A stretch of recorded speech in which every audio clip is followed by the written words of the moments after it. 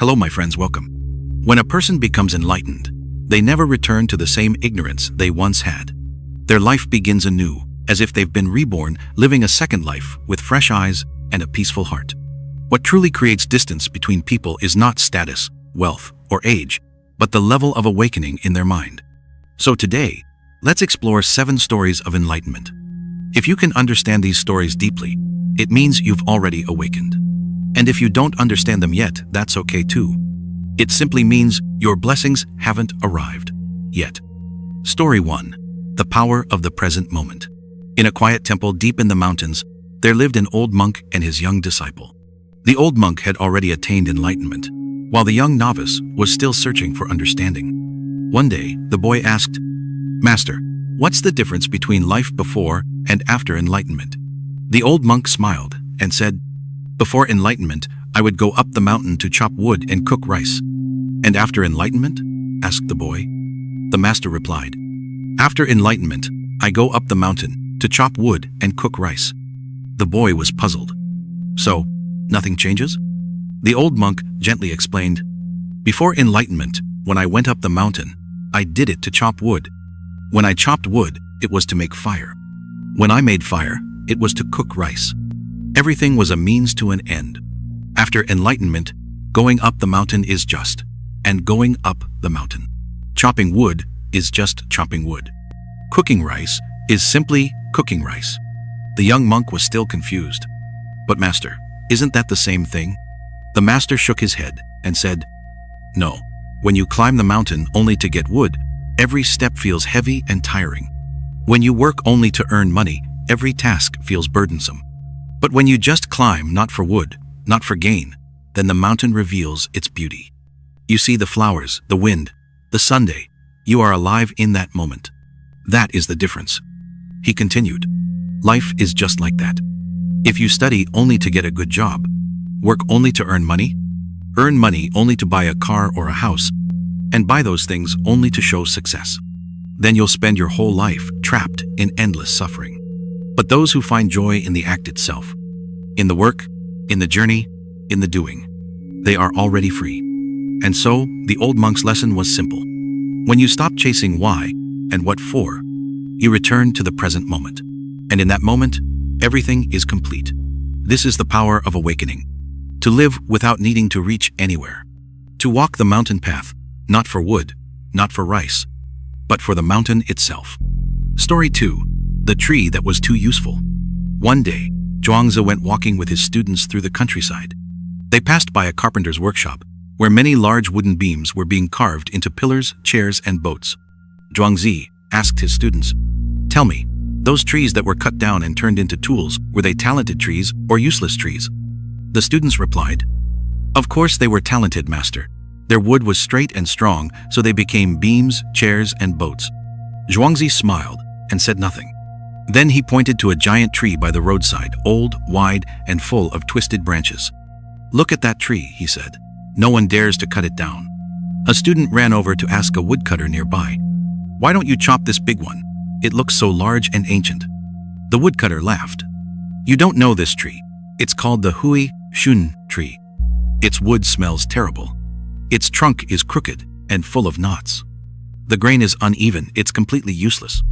Hearing this, the student came back and said, "Master, it seems this tree survived because it's useless." Zhuangzi nodded. "Yes," he said softly, "this tree is still standing tall, precisely because it has no use. No one wants to cut it down, so it lives out its full, natural life.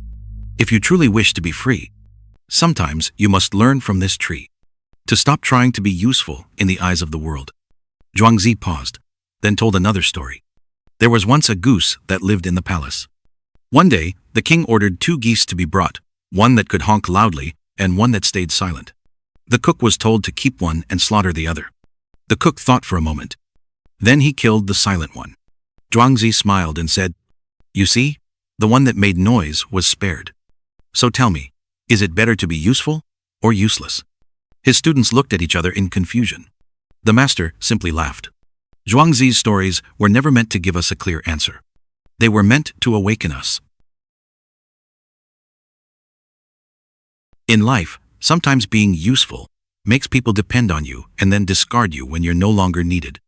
Sometimes, being useless gives you space to breathe, to live freely, and to grow old in peace.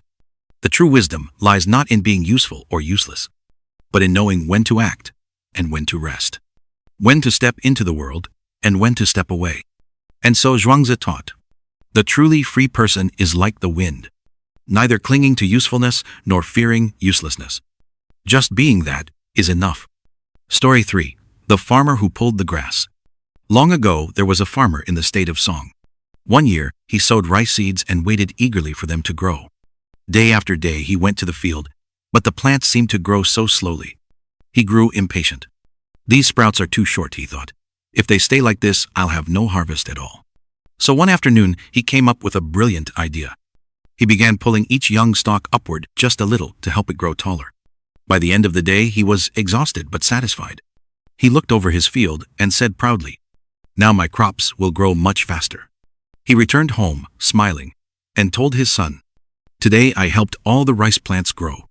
The boy ran to the field, excited to see what his father had done. But when he arrived, his face turned pale. Every single sprout had withered and died. Because when the farmer pulled them up, he broke their roots. Zhuangzi later wrote, "Those who force growth destroy growth. Those who rush ahead fall behind." The story may sound simple, but think about it. How often do we do the same thing in our lives? When we're impatient to see results, we try to pull on the grass, forcing ourselves, forcing others, forcing life. We push relationships that aren't ready.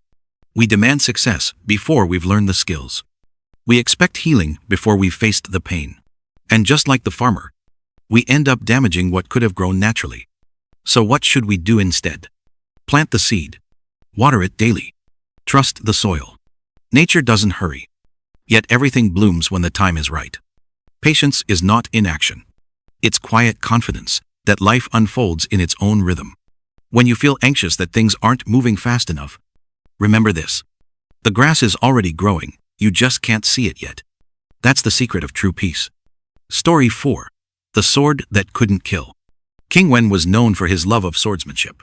He trained day and night, sparred with the finest warriors, and believed that the sword was the purest form of human strength. One day, he heard about a swordsman who lived in the mountains. A man said to have reached the highest level of sword mastery. Curious, the king summoned him to the palace. When the old swordsman arrived, he was calm and humble. His robe was plain. His eyes were peaceful. King Wen said, "I've heard you are the greatest swordsman in the world.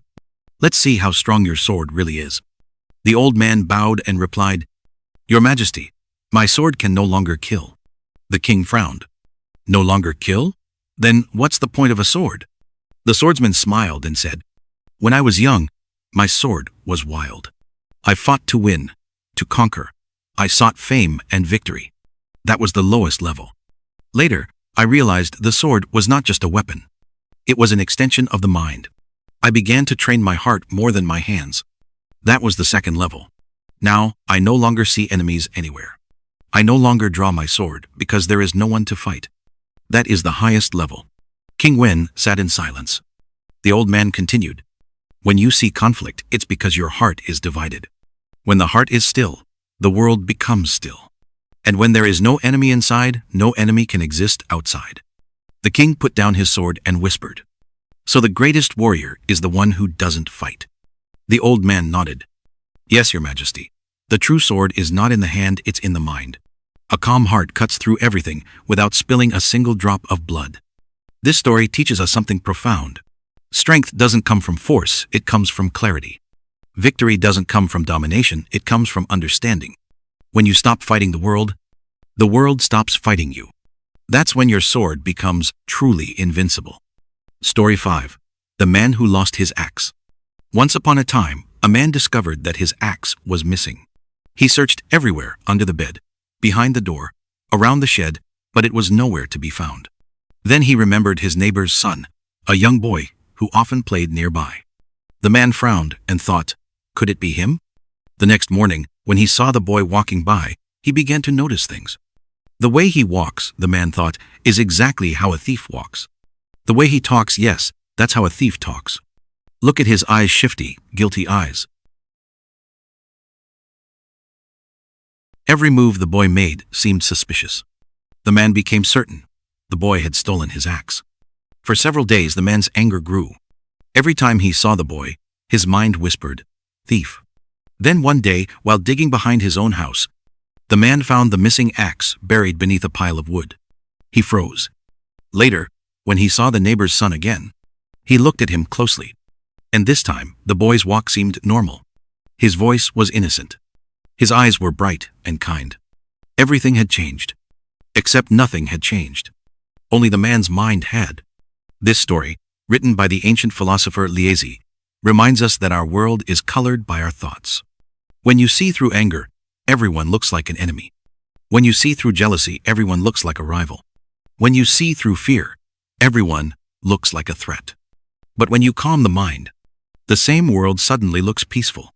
What changed wasn't reality, it was perception. We don't see things as they are. We see them as we are. That's why spiritual practice, mindfulness, and wisdom all begin with one thing: clearing the dust from the mirror of the mind. When the mind is clear, the world is clear. Story 6. The Monk and the Teacup. One day, a famous professor came to visit a Zen master. He was well educated, proud of his wisdom, and wanted to learn the secrets of Zen. As they sat down, the master quietly poured tea for his guest. The professor began talking endlessly about philosophy, about religion, about all he had studied. The master listened without interrupting, gently pouring tea into the professor's cup. Soon, the cup was full. But the master kept pouring. The tea spilled over onto the table, the floor, and even the professor's robes. Startled, the professor shouted, "Stop! The cup is full, can't you see?" The master calmly set down the teapot and said, "Yes, and like this cup, your mind is also full. How can I show you Zen unless you first empty your cup?" The professor sat in silence. For the first time, he realized how tightly he had been holding onto his own ideas. He bowed deeply and said, "Master, please teach me how to empty my mind." The Zen master smiled. "That," he said, "is the first lesson." It's easy to think wisdom means knowing more. But in truth, wisdom often means unlearning, dropping the noise, opinions, and certainties we cling to. When your mind is full of, "I already know," no truth can enter. But when it's empty, still, open, and humble, even a whisper of wind can teach you something new. So if you seek growth, don't just ask, "What should I learn?" Also ask, "What should I let go of?" Because only an empty cup can taste the tea. Story 7. The Empty Boat. Imagine a man rowing his small boat across a quiet river in the morning mist. The water is still, the air is soft, and the world feels at peace. Suddenly, another boat comes drifting toward him. At first, he doesn't pay attention until it's right in his path. He shouts, "Hey, watch where you're going." But the boat keeps coming, straight toward him. Now he's furious. He screams, "Are you blind? Move your boat." The boat bumps into his side and he's ready to explode. But then, as he stands up to shout again, he sees that the other boat is empty. No one was there. All at once, his anger disappears. There was never anyone to blame. Zhuangzi said, "If you can empty yourself like that boat, no one will be able to harm you." Because anger, pride, and hurt all come from one illusion: the belief that there's a solid me that needs to be defended. But when you realize the self is just a passing form, a collection of thoughts, emotions, and names, you stop colliding with the world. You float freely, like an empty boat. Think about it. When someone insults you, it only hurts if you hold tightly to your ego. When someone misunderstands you, it only burns if you need to be right. When life changes suddenly, it only feels painful if you cling to what used to be. But when you live like the empty boat, you move with the river, not against it.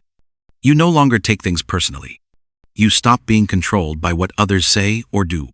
And in that freedom, life becomes peaceful again. Zhuangzi once said, "The perfect man uses his heart like a mirror. It reflects everything, but holds on to nothing." When your mind is like still water, the waves of anger, pride, and fear simply pass through. You become untouchable, not because you're strong, but because there's no self left to be struck. And so, the journey of enlightenment ends where it began, with silence, presence, and peace. No struggle, no effort, just being, like an empty boat, floating quietly along the river of life.